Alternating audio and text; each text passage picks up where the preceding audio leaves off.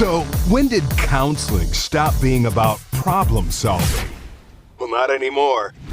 Introducing solution-focused counseling with the Unlicensed Counselor. And now, here's your host, Steve Moak. Well, hello and welcome to another rainy day episode of the Unlicensed Counselor. My name is Steve Moak. I am the Unlicensed Counselor, and another beautiful Scottsdale day, if you want to call it that. It is pouring rain here, right? And, you know, the last couple episodes I've been talking about a great time of year, beautiful weather. We got the waste management officially starts today. We record this on a Thursday, and what do you know? Rain every single day this week. Usually this is like postcard weather out here in Scottsdale, Arizona, but man, we are getting bummed. I actually feel bad. The guys, the Thunderbirds, who put on this whole tournament, they raise a ton of money for the charity and obviously throw a great party as well, too. A little bummed that they get stuck with weather like this. It doesn't rain 5 days in a row out here, ever. And then, boom, you get the tournament, and then sure enough, we get the waterworks turned on. But the show must go on, right? This is what we do out here in Scottsdale, Arizona. But hey, got an interesting topic. Oh, let's call it, I don't think the topic is controversial. Maybe it is a controversial topic. I know that my opinion on the matter is one that's going to evoke some strong feelings one way or the other. I had an entire other show prepped until about, 10 o'clock last night. I've been debating online. I spent some time on LinkedIn kind of, kicking around different topics, posting content and things like that.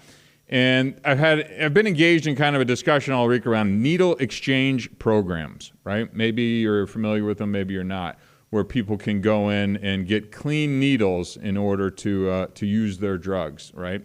And today I want to dig into kind of my views on what a needle exchange program is and kind of shed some light on, I understand what this is intended to be, but kind of the reality of what's actually happening out there in the world. And again, I've had some, we'll call it heated debates online with some of the folks, and oftentimes with a lot of letters after their name, right? I've lost track. We throw so many letters after names now. I'm not even sure, what some of these people are, but they have strong opinions. I have strong opinions. Difference is I have a microphone and they don't, so let's use it today. Anyways, before we get too far down into that fun topic today, I'm going to start by thanking our sponsor, ShareTech. They actually just updated their website. Go to betterdrugtest.com. In the process of doing some updated branding, marketing, and stuff like that, but the product hasn't changed, and the product is what you need. This is the industry-leading at-home drug and alcohol screen. This is where you get a report securely sent to you that measures the levels of over 100-plus substances, including alcohol, for you or whoever your loved one is that needs to be testing. It is the test that all of the leading outpatient and treatment centers recommend to their clients when they go home, right? So this is actually performed in a lab as well. You get to take the test securely and privately and discreetly from the comfort of your own home, but the results are sent off to a lab and processed, and you get a report back. So go to betterdrugtest.com, pick up one of those tests. Trust me, you're not going to be able to fudge the results of this test in any way, shape, or form. So next up on the list, obviously, we want to mention, the youth drug prevention effort that I'm involved in. Go to the stopstartshere.org. Edgy, bold, raw, kind of really compelling content around youth drug prevention. It is extremely important work. Follow us on all the social channels, but really go check out some of our content. We've got some neat stuff that we're going to be rolling out here in the next few weeks and few months as well, too. And last but not least, on the Unlicensed Counselor front, I actually just started uploading all of these videos and podcasts directly to YouTube as well. So I think we are officially at 0 subscribers right now, right? So do a podcaster a favor and go subscribe. Not that you need to. I mean, you can listen to it on all the podcast streaming services, but I'd like to build up an audience on YouTube as well, too. Takes a little bit of time, costs you nothing, but obviously helps us out. Just go type in the old Unlicensed Counselor on YouTube and give us a subscribe as well. Really appreciate that. So, okay, that's all we got. We got paid some bills, get that stuff out of the way today. So, the topic I was going to talk on today, it's something that's kind of intrusive thoughts, these things that come in your head. You just can't kind of shake them. They kind of come in, and I've been practicing a lot of these techniques in order to kind of move thoughts out. All the while, I've been online kind of posting content and debating, the behavioral health field around this needle exchange program. And I got to the point where I was responding to some comments and posts and things. I mean, I've been threatened, I've been harassed, whatever, I don't even care, come at me. And I've been in the field. Like this isn't just, Steve Moak, some dude off the street. This is a second nonprofit that I've helped build. Again, I completed 3.5 years of a master's program, did not complete the practicum, which is the only reason why I'm licensed. So I have the educational, I have the experience from being in drug and alcohol, treatment and recovery for going on a decade now. I have worked in the treatment center industry. I have showed up on interventions and held the hands of people when they're on the edge of who knows what, and their life is completely in shambles. I know what's going on in this industry, and I work with these people in and outside of the rooms of AA, NA, CA, you name it, right? So don't sit here and tell me you don't know what you're talking about, Steve, right? It's bullcrap, right? It's bullcrap. And so I'm getting into these conversations now, specifically around needle exchange programs, right? Now, if you're unfamiliar with the concept of a needle exchange program these are IV drug users, people who, shoot drugs into their veins, right? It could be heroin. More than likely now it's all fentanyl, right? It's just that they can liquefy it. They now shoot it into their veins and you get high, right? It's also what's causing a crap ton of the overdoses. Side note, overdoses went up again. We're now at 112,000. So I think it was like a 2% increase this year, right? So, we'll circle back to that point a little bit later.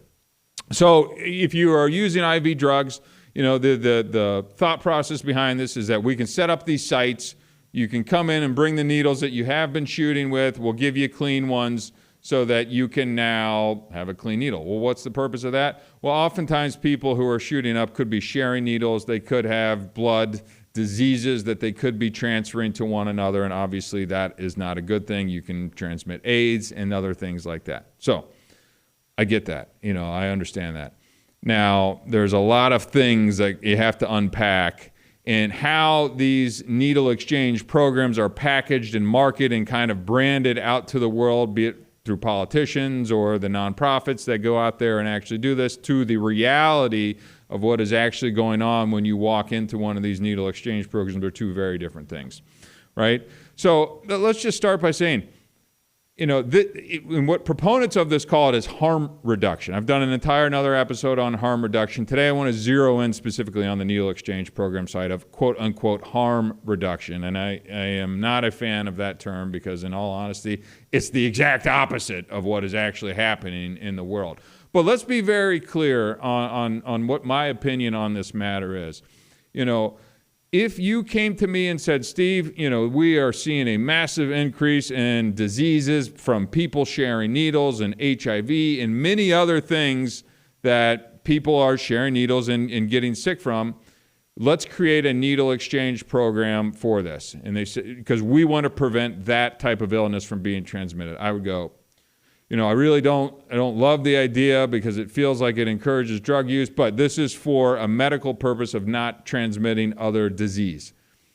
Okay, like I don't love that, but I'm okay with things that I don't love. Just because I don't like it doesn't mean these things don't have a place to exist in the world. So, the issue that I have is that these needle exchange programs are branded as some form of drug treatment as well, too, that we are helping people with their addiction by providing them with these clean needle access. That is where I start to get frustrated and annoyed with these folks, and I've gotten very clear online about this. I want to make sure that I share this out with the world.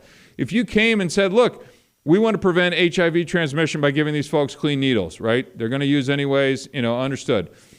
I'd be okay with that. When you pull in the treatment side of this thing and say, hey, we're going to give you clean needles, and that's going to help you hopefully overcome your addiction, I'm going to go, hold on, wait a second.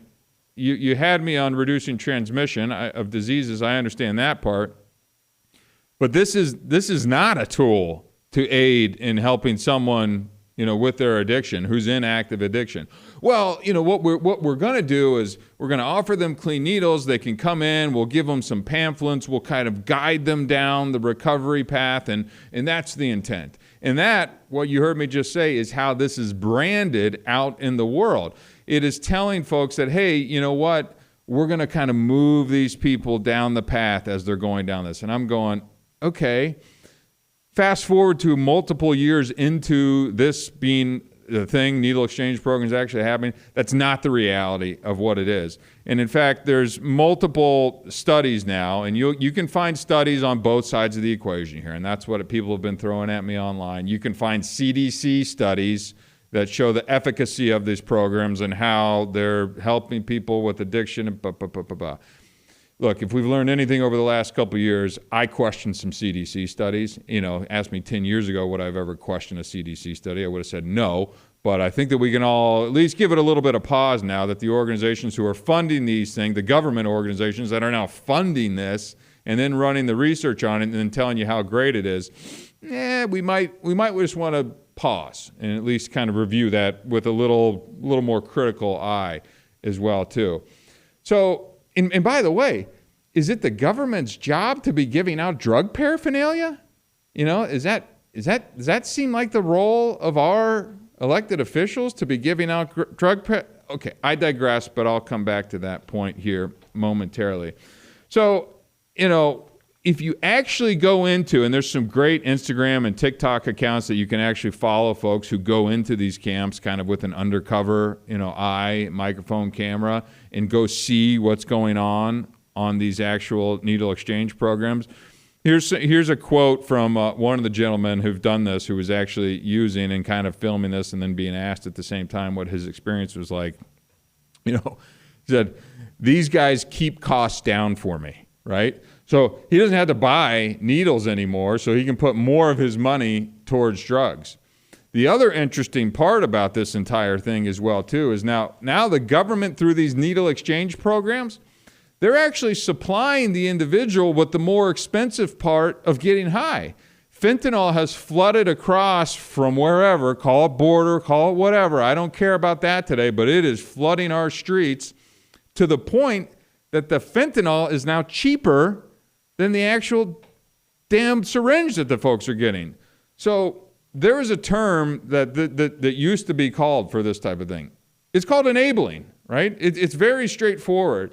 And I'm getting sick and tired of logic not being used when it comes to these things, right? And the behavioral health field is now becoming filled with just, I'm holding back from saying the words that I want to say when I want to call these people, but I'll just call them weak right now, to be kind in terms of language on the podcast. It is filled with weak people who aren't doing the right thing and are hiding behind these letters and trying to virtue signal that they care so much. Your caring is enabling people and harming people. It is not reducing harm, which you say is happening. Well, Steve, in harm reduction, isn't there, some other treatments and things that go along with this, like medically assisted treatment?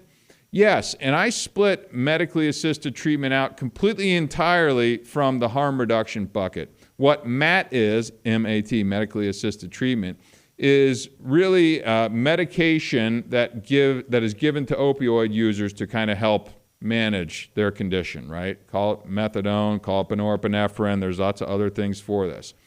I completely pull that out of the harm reduction bucket.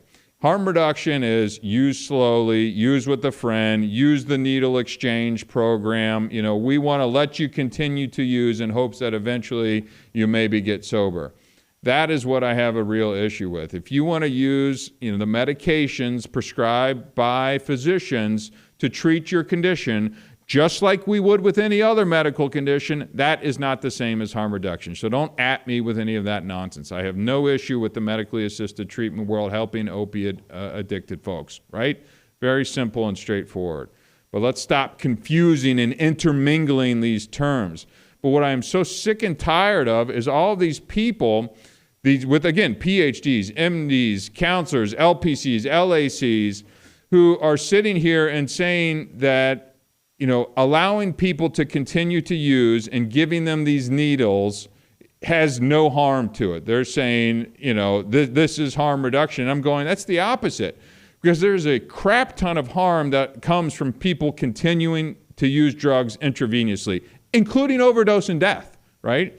Well, Steve, there's Narcan and, naloxone, the reversal agents for this. That's great. And you can go find studies that have actually shown that since we have now put Narcan and all these other reversal agents out on the market much more freely, that overdoses are increasing. And by the way, the statistics support that, like I quoted at the top of the show, right? Because if people know that they can be saved or brought back to life because right over here is something that can be injected in me that can start my heart again, well, it's like, well, what the hell? Let's go for it, right? What do I care? I'm just going to continue to use. So, this point that the logic has left the room, right? You can't tell me with a straight face that allowing people to continue to use it has no harm to it. It's asinine, it's ridiculous, and somebody has to be a voice and push against this. And by the way, these are the leaders in the behavioral health industry across this entire country, from major organizations and government entities that are giving this their stamp of approval and saying, this is how we want to treat these conditions. There was an article that I posted on LinkedIn today that's saying treatment centers are now looking at models that aren't abstinent only. Who in the hell is going to send their son, daughter, husband, wife, aunt, uncle, cousin to a treatment center that's going to be like, yeah, we're just going to try and coach them into using less heroin today, smoking a little less crack, maybe just switching from vodka to beer? What is going on in this world? We've become weak. We're cowering to these voices that are oppressive, that threaten me, come at me. I get it. Like, I see it, and I don't particularly care, but I know many other people that do, and they probably feel threatened by their job or their position. Just like it's this very same thing as kind of what happened with COVID. You get these things forced into you, and you kind of compromise your values based on the pressure that you're feeling around you. It's bogus. And we need people, and I'm not trying to make myself out to be a hero, but there needs to be voices like myself and others that are yelling, going, this is not okay. This is not okay. The problem's getting worse. It's not getting better. And by the way, this harm reduction model, it's not like this is brand new. This has been going on for 20 plus years. So as I always say, is it working? And the answer is absolutely friggin' not. It's not working. So don't tell me you've had enough time to kind of trial this harm reduction thing and show the statistics and come out and clearly say, this is working 100%. This is the way we need to do it. If it was, I'd sit back and go, okay. But when you sit here and tell me all these kind of loose statistics and studies that are, questionable sources and things like that, I'm going to go, no.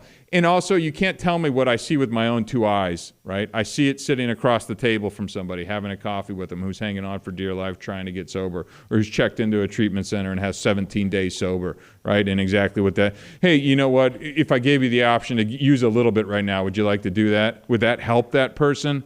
Come on.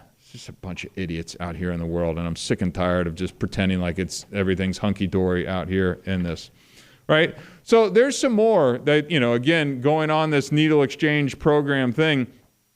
Let's just address it. It's not addressing addiction, right? It's preventing disease from sharing needles. Okay, fine. But you're not addressing the issue. They're billing it and branding it as, yes, we're going to move people along the spectrum and hopefully get them into treatment. Go watch some of these undercover videos. They're really interesting in some of these accounts on Instagram and TikTok, and you'll see what's really going on. Hell, they're giving out pipes and things like that now, too. I mean, I could do a whole other episode. I mean, if you need drug paraphernalia, just show up in San Francisco in one of these needle exchange programs. You're going to get everything you need to continue to get high. Yeah. That sounds like good drug treatment to me, right? Not only are they not treating it, this is encouraging drug use, right? Now we have reversal agents. Now we're giving you the more expensive parts of the getting high. This is completely enabling, right? The whole thing is we'd like to not enable people. We're physically giving them the tools to continue to get high. Don't tell me that that's not going to be doing any harm. So I'm sick and tired of this, and it needs to be called out for what it is. And if this is going on in your backyard, you may want to look into it a little bit further. And by the way, does this conflict with laws at all as well too? Right? I mean, is this legal? Ethically speaking, I have major issues with it as well too. But I mean, is this even legal for our federal government and agencies to be handing out drug paraphernalia? I mean, haven't people historically been arrested for these types of things? And now we're out here dishing it out. Hey, you need a free one? Need a free one? Oh, hey, you need this, right? Like what's going on? And we just sit by and go, oh, it's under the guise of treatment. It's BS. Come on, folks. And then, this is one that gets thrown at me a lot when I'm debating folks online. If you look at the studies, Steve, I have looked at the studies, right? And you know what I see? Insufficient evidence of effectiveness, right? Insufficient evidence of effectiveness. Yes. Are there some studies out there? Yes. Are there some studies on the other side of this showing that it's not effective? You bet there is as well, too. So where do you want to lie? You know where I lie? In what I see. In logic, right? In reasoning. And you're not going to convince me that giving people the tools to get high is a good way to treat addiction, right? It's pretty simple. This is shocking. Straight from the unlicensed counselor's mouth, right? So yes, if you want to bill it under reducing bloodborne transmission of diseases, go for it. Don't come at me with that, you're treating addiction.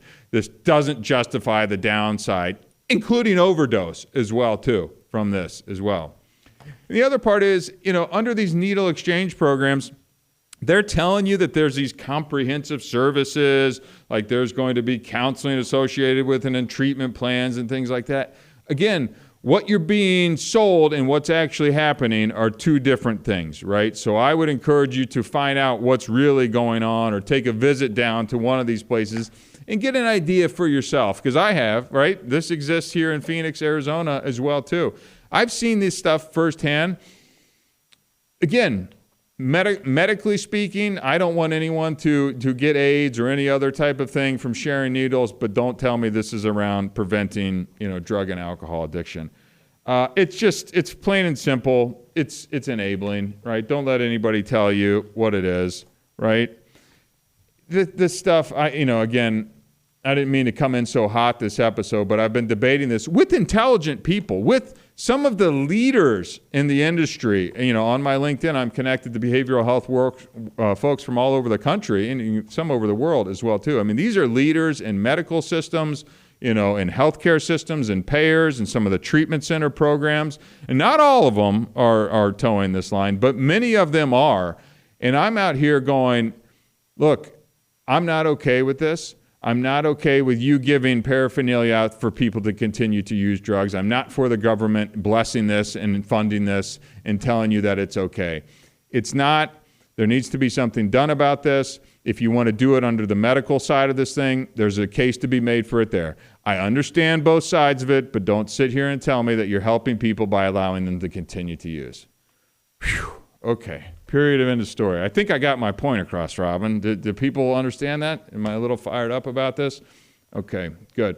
Well, look, the reason I wanted to bring it up today is it's probably not a topic that most of the folks here are actively struggling with or needing to go out and swap their needles and things like that. But it is potentially happening in your backyard, in your city, or maybe coming to your city. And I just think it's worth being in the know of what's being kind of discussed around these things and what's actually happening at a lot of these things. And I encourage you to go and find some of these accounts and give them a follow and maybe do your own research and read the studies on both sides and see where you kind of fall on the matter. Pretty straightforward in my opinion, but evidently not everyone sees things the same way as the unlicensed counselor. So, really, I don't think we need to go any deeper into this topic today. That's all. I just wanted to put this out there for the world to see and make sure that you're aware of kind of what's going on for harm reduction or these needle exchange programs across the country. Do a little bit of your own research. Get back to me. Let's continue this discussion online as well, too. Go ahead and find me at The Unlicensed Counselor on Instagram, Facebook. You can find me on LinkedIn, all that kind of good stuff. So if you have any thoughts, let's keep the conversation going offline. But that's all I got for you today. So my name is Steve Moak. I am The Unlicensed Counselor. Until next time, thank you very much.